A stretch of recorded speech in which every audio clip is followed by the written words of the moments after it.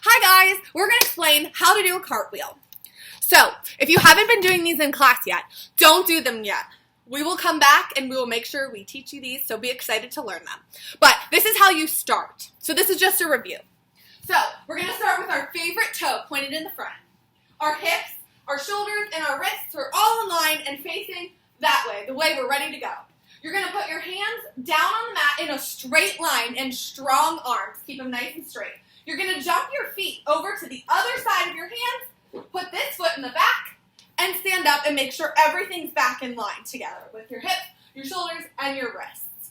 Now, once you get that and you get your hands jumping over, your feet jumping over to the other side, you can start going higher and making the cartwheel look like a pretty fan. So you're going to put your hands down, straight legs, pointed toes. Beautiful, Miss Stephanie, and her hands go up, and she looks great. So practice your cartwheels if you're allowed. See you later.